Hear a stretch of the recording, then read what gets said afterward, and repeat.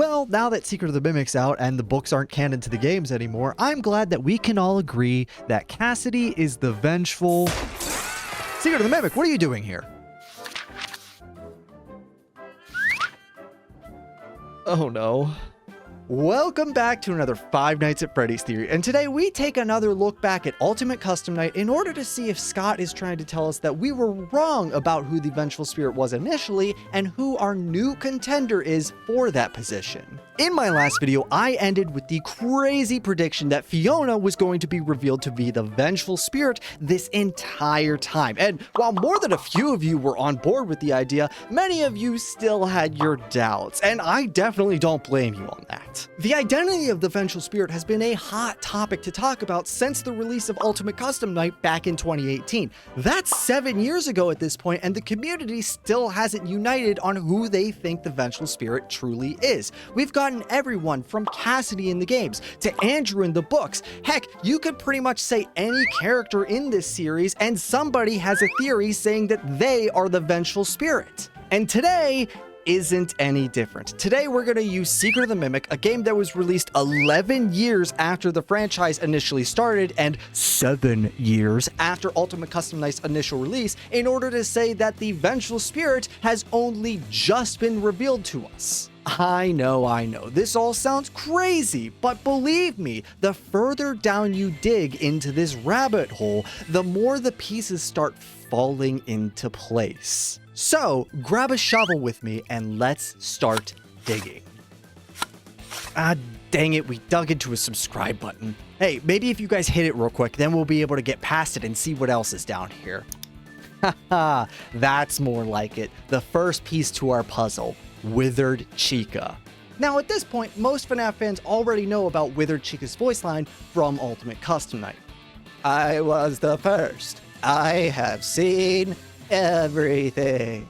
Which on a surface level makes a lot of sense for the character. Susie, the girl who goes on to possess Chica, was the first to die in the MCI, so this voice line is obviously referring to her, correct? Well, looking at it from more than just a surface level, this line doesn't make a whole lot of sense. Susie isn't the first one to die in the original series. That award goes to the Crying Child.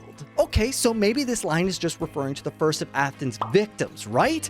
Except that doesn't work cleanly either, because before Help Wanted 2, most people believed that Charlie was the first of Afton's victims back in 1983, 2 years before the MCI. So the line that Chica says in Ultimate Custom Night still wouldn't exactly line up with Susie. Now, since then, we've gotten Help Wanted 2 that gave us the gravestone order that puts Charlie last, but now we also have Secret of the Mimic that gives us 2 new contenders for William's first victims, David and Fiona. Now, right now, we can't exactly prove that he killed either of these characters, but we do know that in the future, William does have a bit of a thing for killing kids, along with Fall Fest being owned by Fazbear Entertainment, the group of people who asked Fiona to show up in order to help out before the accident that killed her. So it's not hard to see why he would be a top suspect in both of these accidents. Now, you could still try and say that this line is referring to Charlie, considering that Henry tries saying that the first wound was inflicted on him, but that doesn't exactly work either, considering that neither Henry nor Charlie have any meaningful connections to Chica as far as we've seen in games or in the books. Not to mention that Charlie doesn't seem to die in 83 anymore with Charlie 87. But now we have a new contender, somebody who fits all these criteria, somebody who has a strong connection to Chica because she designed her and also is the first one to die in this series so far, Fiona. And before one of you tries to be funny by saying, oh, but doesn't Edwin's father die first? I will find you.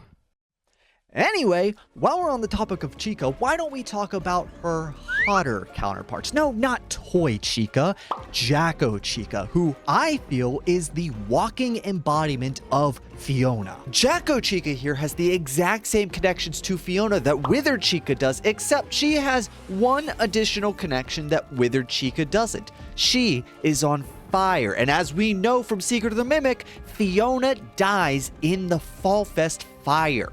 You may think that it just happens to be a coincidence that Scott created a flaming version of Chica 10 years prior to whenever Fiona is introduced, but let me ask you this. Out of the entire roster in Ultimate Custom Night, why is Jack-O-Chica one of them? Because I think it's very important for us to not only look at the initial 50 roster that we got with Ultimate Custom Night, but also the special characters that we can only access through DD and the characters that didn't make it at all in order to look at this game properly. So, looking at the UCN roster, we can see that Jack-O-Chica was lucky enough to make it to the main 50, unlike her Jack-O counterpart, Jack-O-Bonnie, who doesn't make it to the game at all. And if we take another look at the roster, we can see that there's a certain Nightmare missing here. That's right, Jack-O-Chica seems to take the place of Nightmare Chica. Nightmare Chica is in the game. She's one of the special characters that DD has to unlock for you, but the fact that Nightmare Chica is a special character and Jack-O-Chica made it to the main 50 roster feels like that has some sort of intention behind it. And that's not even taking into consideration Jack-O-Chica's voice lines. Why, out of the entire UCN roster, is Jack-O-Chica the burning reminder for William's misdeeds? Okay, so it's pretty obvious why Jack-O-Chica would be the burning reminder for William. She's the only one in the roster to be on fire, but why exactly does she need to be the reminder at all? Well, taking into consideration Withered Chica's voice line about being the first, it becomes pretty obvious. If Fiona was the first one to die by William's hands, then Jack-O-Chica is the burning reminder because she was the first one to start his killing spree. Or if those Chicas aren't enough for you, let's take a quick look at Toy Chica. She has a voice line that comes directly from FNAF World. You won't get tired of my voice, will you? Except William wouldn't know where that line originally comes from. He doesn't play FNAF World, but he does know of somebody who says a line that's very similar to it. We're committed to creating a unique and fulfilling work experience. One part of that commitment is ensuring that you don't get tired of the voice that you're hearing right now. With F10 having the same voice in Secret of the Mimic, along with most likely being connected to Circus Babies in some way, William could have very easily just reprogrammed her in order to have other voice options after getting tired of the original Dispatch voice or even Fiona's original voice. Now, at this point, you might be thinking that it's just a coincidence that all the Chicas happen to have a voice line that works really well with Fiona. So let's stop looking at Chicas for a second and look at Rockstar Bonnie. Rockstar Bonnie, the musically inclined animatronic that sings to us in every voice line, has one voice line in particular that calls William a friend. So good to see you again, my truest friend, but now your life must end. Now, unless Cassidy or Andrew or whoever else you believe to be the Vengeful Spirit is saying this ironically, this line doesn't make much sense for anybody else to really be saying it. But you know who did call William a friend? Fiona. Sure, Secret of the Mimic does show us that Edwin calls William the friend, and Fiona catches on a lot quicker than he does that William's just using them, but she even up to the very end of her life treats him like a friend. Ed, I hope this message reaches you as soon as you get a break. I have to go help the Fall Fest crew, just for a few days until the installation is finished. It's hard to explain. I just have this terrible feeling like I need to be there so nothing goes wrong. Just in case. Trisha will babysit David while I'm gone. I love you both, and I'll be back next week. She goes out of her way in order to go help the Fall Fest crew, even getting a babysitter for David because she's gonna be gone for a few days, for an event that she was not required to go help with at all. Almost like she's doing a favor for a friend, because at this point she's already suspicious of William and Fazbear Entertainment in general, along with Fazbear Entertainment being a competitor to MCM. So it wouldn't make sense for her to go and help a competitor with their event, especially whenever MCM shows signs of them having their own Fall Fest-like event, but it would make sense if she's going to help a friend in need. Or let's talk about Withered Bonnie and how he talks about getting trapped in a new prison. What is this new prison? Is it me trapped, or is it you? Perhaps it is us both. Now let's listen to how F10 describes being stuck in that machine for all these years until Arnold comes and finds her. And here you are. Despite the circumstances, it is nice to meet you face to face. It is lonely down here. My communications with Edwin have been severed. Edwin abandoned us. He shut himself away in our home. At this point in the game, she doesn't even know that Edwin is dead. She still believes that he's stuck up inside the house, just not talking to her. She's stuck in that office, in that machine, unable to communicate with the outside world in any way. That, to me, kind of sounds like a prison.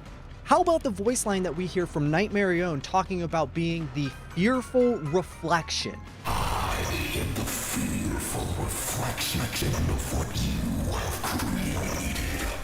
Not only is this in reference to how Afton kills Charlie, who then goes on to possess the puppet, but now with Secret of the Mimic released, it goes even deeper than that.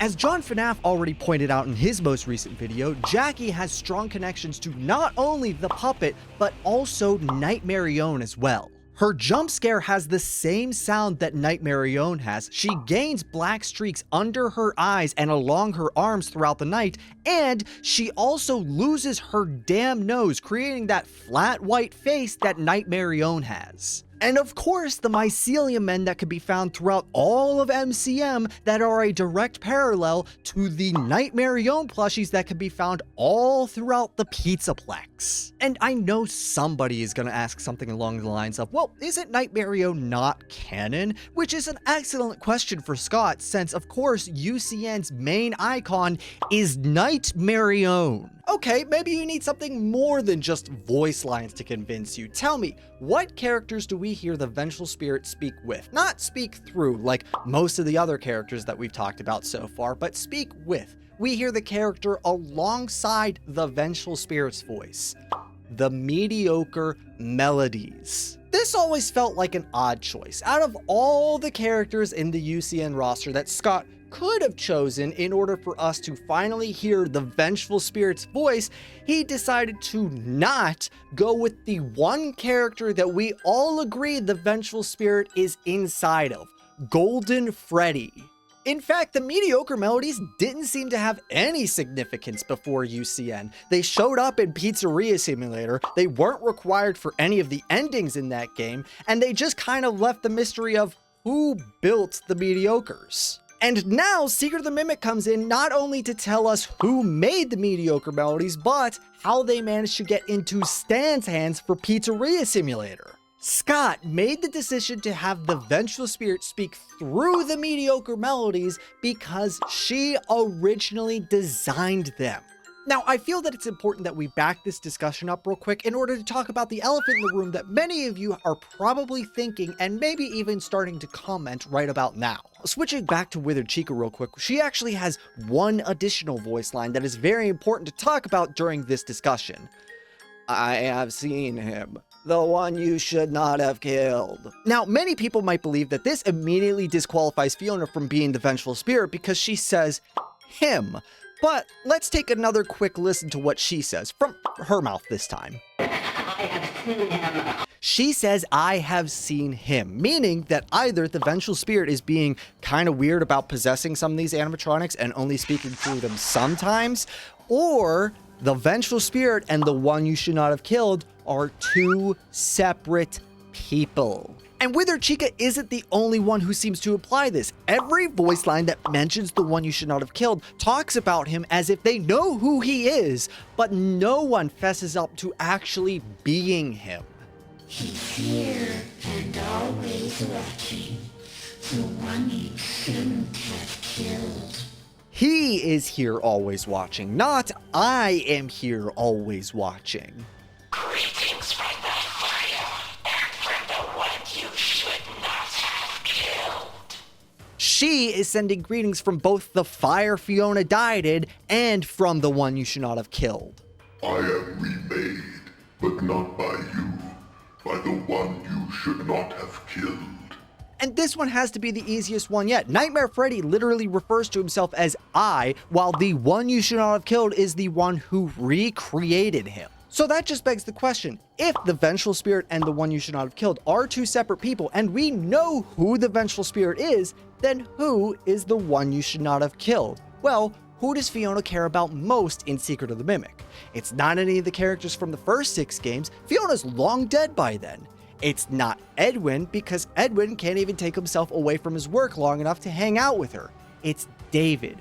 David is the one Afton shouldn't have killed, not because David becomes the Vengeful Spirit, but because his mother becomes the Vengeful Spirit because her son died. You might think I'm going delusional thinking this, but Secret of the Mimic is feeding into this idea. Let's take a quick look back at Withered Chica and Mangle's voice lines, both talking about characters who are watching over us. Chica was the first, so she's seen everything, but the one you should not have killed is here and always watching, kind of like what happens with M1 and M2 in Secret of the Mimic. But for just a second, let's not talk about the gameplay. I know I could talk about the mycelium men that can be found in literally every other room that could be watching over us and connecting to the Mimic somehow, and how that relates to Psychic Fredbear or the Nightmarione plushes that we find across the Pizzaplex. But let's not talk about that. I want to talk about the carpet in Secret of the Mimic. Now, I know that sounds like a weird thing to want to talk about, but believe me, once you see this carpet,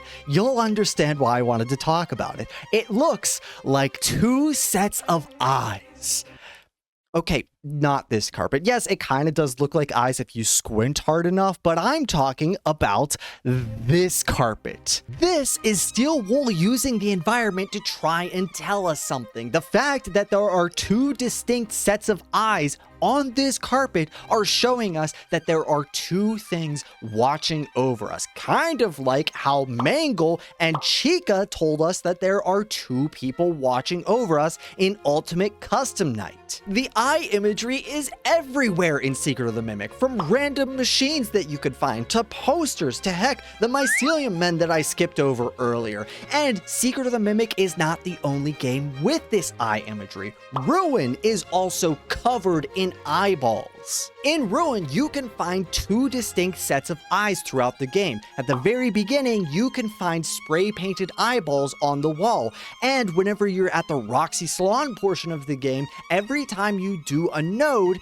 more eyeballs show up, showing once again that there are 2 entities watching over us in the Pizzaplex. Now, I'll admit, most of what I've said up to this point probably makes it sound like Golden Freddy just isn't important to Ultimate Custom Night anymore, which is far from the truth. I mean, the guy gets a special cutscene at the end of the game if you actually manage to beat Ultimate Custom Night. He gets a special jump scare whenever you death coin him, and the game points to his position in the roster at least 14 times. So it would be crazy for me to say that Golden Freddy, one of the most mysterious and important characters in this franchise, just isn't important to UCN anymore. And this is the part where I'm supposed to say that UCN was teasing that Fiona was inside Golden Freddy this entire time, right? Well, I can't. Now, that doesn't mean that I don't have any evidence. That just means that Ultimate Custom Night isn't going to be the game that we're going to be able to pull from. Because let's face it, Golden Freddy here doesn't say much in Ultimate Custom Night. But one game that is going to help us is FNAF 4. In my last video, we already talked about how Fiona gets plugged into the Fredbear's location, and via the networking system that the animatronics work on, is able to gain access to the Fredbear animatronic, which could cause the bite of 83. But what exactly in FNAF 4 could hint to the idea that Fiona was involved with the bite of 83? The smoking gun that's going to be the evidence showing that Fiona was in fact involved with the bite of 83 is Fredbear's hat. Now, I already covered how I believe Fredbear's hat color changes in a video I did over a year ago at this point, so maybe it's time that we reopen that discussion. In that video, I mentioned how I believe Fredbear's hat color changes over time due to the agony of the events the animatronic is involved in. First starting as the purple hat we see in FNAF 4 and slowly transitioning to the black hat we see in all other games due to Cassidy's death and Crying Child's death. But there was one detail that I mentioned in that video that really confused me. The Fredbear posters we find in Security Breach give Fredbear a black hat. Now, at the time, I thought this was Steelwool trying to tell us that Fazbear Entertainment was collecting old memorabilia and editing it, trying to basically change history by making people think that things were different than how they actually remember, changing things like Fredbear's hat from the purple that we saw it as in FNAF 4 to the black hat that this poster is showing us in Security Breach. Since then, Steelwool has had plenty of time to show us what the original unedited posters would have looked like if the hat was actually purple. But they've never shown us. In fact, they've doubled down at this point. The Security Breach posters that we just talked about can be found in Into the Pit, where Fredbear is wearing a black hat again. We see in the stained glass window that we found in Help Wanted 2, teasing Secret of the Mimic, where Fredbear is wearing a black hat again. And Secret of the Mimic is now out, where we can find toys and accessories from Fredbear's Family Diner that show Fredbear with a black hat again. If the hat's color on that poster was an accident, then Steelwool and Scott could have changed it by now, but they haven't. And if it was Fazbear Entertainment effectively trying to Mandela effect the entire population into believing their lies, then we shouldn't see it in the past, but we do. So why in 1979 do we see Fredbear with a black hat when we see in 1983 he has a purple one, and after that we see him once again with a black hat? Well, the answer lies in Fiona's Fredbear design, where he doesn't have the purple hat, but he does have a purple tie, a color combo that is unique to this Fredbear in particular. So what exactly is this all trying to tell us? Well, I think it's trying to say that Fredbear starts with a black hat and a black tie, and when MCM and more importantly Fiona get involved with redesigning Fredbear for a springlock suit, Fiona decides to change the accessories a bit, giving them a bit more color by changing the tie to purple. Then, after Fiona's death and F10 is built and plugged into Fredbear's, she then changes the accessories herself to purple. Maybe not doing it on purpose, similar to how the puppet's tears just show up after Charlie's death, but they do eventually change to the purple we see in FNAF 4. But of course, we know that Fredbear's accessories can't stay purple for very long, because in 1983, they are indeed very purple, but by 1985 and Into the Pit, we see that Golden Freddy has his classic black colors once again. So, in comes the agony from the Bite of 83, in order to change the accessories once again to the color of pure agony, black. And UCN even seems to back this idea up because, like I said earlier, Golden Freddy has a special jump scare. In UCN, you can collect a thing called a death coin, which is supposed to be used on a character in order to remove them from the night. But if Golden Freddy is the only character and you use the death coin on him, he doesn't get removed from the night. He just gets replaced with Fredbear, with a purple hat and a purple tie. This is effectively just reverting Golden Freddy back to his original form, back to just Fredbear with the purple hat and the purple bow tie, removing Cassidy and Crying Child's influence and leaving just Fiona, just the Vengeful Spirit, because even in death, you cannot escape. And since we just talked about Fredbear and his prototype Springlock suit in Secret of the Mimic, we should also talk about the other two Springlock suits that we can find down in the basement, Monty and Bub. Don't these two characters feel weird to you? Because to me, they very much do. Out of all the characters that we saw throughout MCM, they decided to go with Bub the dog and Montgomery Gator, two characters that didn't seem as popular as some that we saw throughout the MCM facility. Like, individually, each of these characters does make sense to choose. Bub the dog is a good choice because he's paying homage to Sparky the dog, the old hoax from FNAF 1, while we're literally running around an old FNAF 1 recreation. And Monty Gator is shown to be the newest addition to the band in Security Breach, and this shows how close he actually got to being a main band member. Individually, each of these characters work great, but together it feels like Scott and Steel Wool are trying to point us towards something. We don't see other characters that we've met throughout the years through this franchise that made it this close to the main Faz gang like Monty here, and we don't see other characters that are paying homage to old hoaxes or even favorite fan characters that made it this close, just like Bub the dog here. No, these two were chosen for a reason. So I began digging to see if these two characters held any significance or maybe just represented something that I just wasn't immediately seeing. And you know what? They do. There is a character that this community has been talking about for years now, and he has a connection to both alligators and dogs. He wears an alligator mask, and his agony infects K9 from Fetch. Andrew. Whoa, don't leave just yet. I'm not trying to say that Andrew is canon anymore. Well, at least until the next Mega Cat Studios game is released. But what I am gonna say is Andrew is a parallel. Just not to Cassidy this time. Taking a look at the Stitch line stories, we see that both Andrew and Jake are possessing the Stitch Wraith. This led many theorists at the time to believe that this was a parallel to Golden Freddy, which gave us the theory of Golden Duo. The theory that Golden Freddy has two spirits in him, specifically Crying Child and Cassidy. But they left out a pretty important detail in those books. You see, in the Stitch line stories, we actually find out that there is a third person possessing the Stitch Wraith, Afton. Now, it's not all of Afton, but it's enough that it really affects the Stitch Wraith. When Andrew and Jake try interacting with any living humans, they die. Kind of like how Golden Freddy tries reaching out to us, the player character, by saying, "It's me," but then we die anyway. Now, the books do make it a little bit more complex than how I just said it. Rather than it just being Afton possessing the Stitch Wraith, it's more so Afton possesses Andrew, who possesses the Stitch Wraith.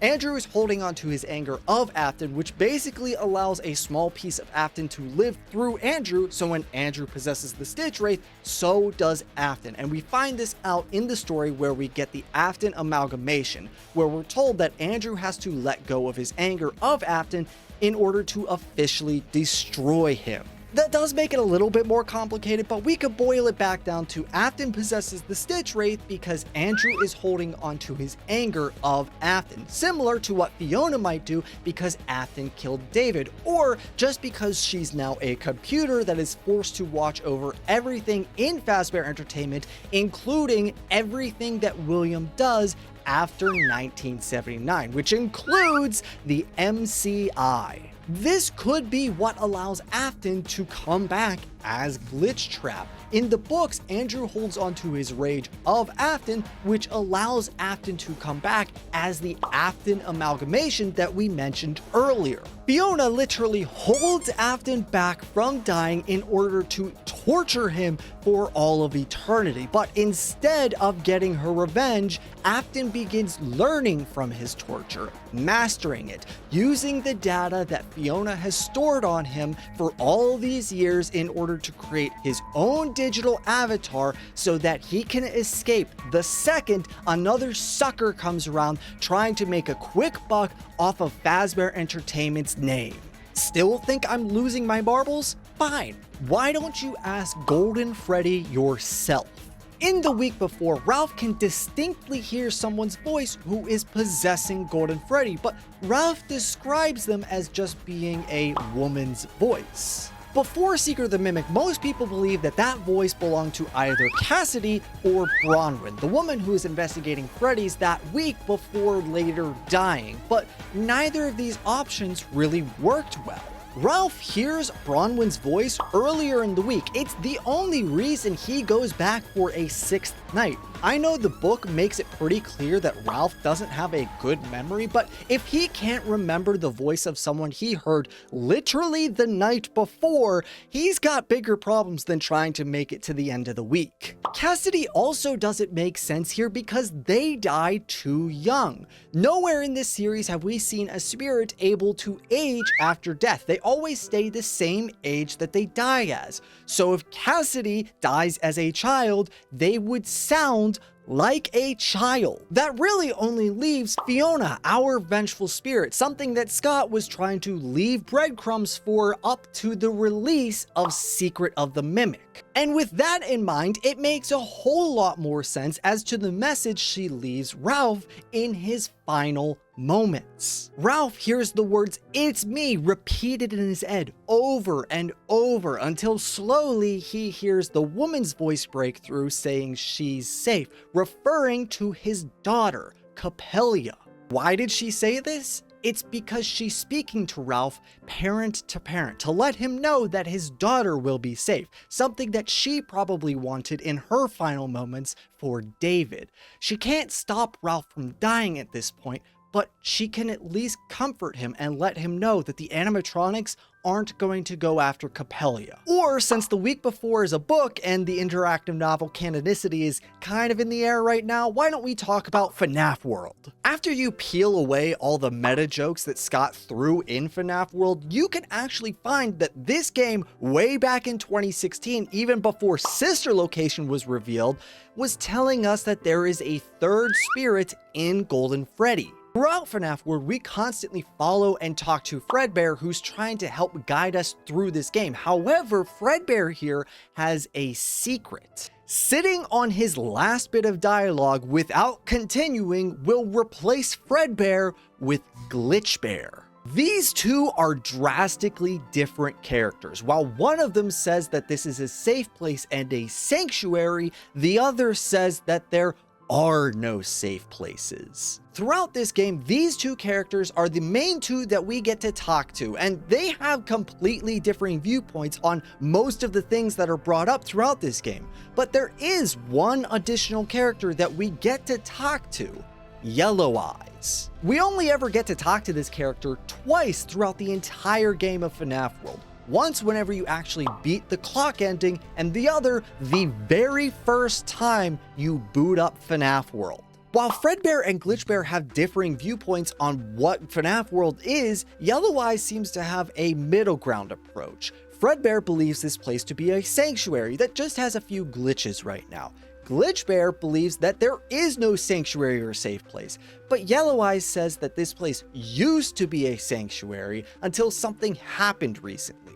The middle ground to these two differing opinions. I think that these three different voices we see in FNAF World belong to the three people that possess Golden Freddy: Crying Child, Cassidy, and Fiona. Fredbear would be the one to represent the Crying Child. Since he was tormented his entire life, he would just want to find a safe place to get away from his brother and his father. Glitchbear, the one who doesn't believe in safe places anymore, would represent Cassidy, the one who was lured to and killed inside of a safe room. And the Yellow Eyes, the wiser one that has a direct connection to the FNAF 4 Fredbear plush, which now connects to the mycelium men we got in Secret of the Mimic, is Fiona. She's wiser because she's been there the longest. She's seen everything, seen this place as a sanctuary, but watched as it's been corrupted over time as more and more kids have been killed. And Fiona being the Yellow Eyes shouldn't be that big of a shock. What is Fiona's goal in Secret of the Mimic? To put David back together. When we play Moon.exe, we are taking all the pieces of David's memories and bringing them into one location in order to have a soft reboot of the Mimic, allowing David to become the only personality in the Mimic. And what is the goal of the Yellow Eyes in FNAF 4? Well, we see the Yellow Eyes tell the Crying Child, "I will put you back together." After Fiona learns how she can do it with David, why wouldn't she be able to do it with other people? Other victims of William Afton, like the Crying Child, like Charlie, like the MCI. We're gonna skip the DCI. Now, after all of that, I have to ask, What do you guys think? I know this theory sounds insane. After all, it goes against most theories that we've held about the Vengeful Spirit for years now by introducing a new character 7 years after UCN's original release. But with things like the week before and the Into the Pit game and other small details throughout the Steel Wool games showing us that things that we've known for years have just been wrong, could it be possible that we've been wrong about the Vengeful Spirit? It wouldn't be the first time that we as a community have jumped the gun on who we believe a very important character in this series is. Game Theory originally thought that we, the player character, were the killer stuck in our own personal slice of hell. Then they switched to believing that it was the phone guy and only switched their opinion on that once the Silver Eyes released. The point is, we've been trying to stick round pegs into square holes since this series started, so it's not hard to see that Scott might have had a general idea of what he wanted the Vengeful Spirit to be on UCN's original release, but just didn't go more in depth with it because he wanted to explore that idea in future installments, as he does with most of his games. But again, I want to know what you guys think. Do you think that Fiona could be the Vengeful Spirit? And if you think so, do you think this was always the intended plan, or do you think Scott retconned it? And if you don't think Fiona's the Vengeful Spirit, I still want to hear what you think all of this evidence is supposed to be pointing towards. Obviously, I could be taking all these pieces and getting the wrong picture out of it. So I want to know what you think all of this is actually supposed to be pointing us towards. And of course, if you enjoyed, don't forget to hit the like button and subscribe to see more of my crazy theories in the future. Hopefully the next one's a little bit shorter than this one. No, seriously, this was supposed to come out like a month ago, but then I started re-scripting, adding more evidence, re-scripting to fit. Anyways, thanks so much for watching to the very end, and I'll see you in the next video. Goodbye!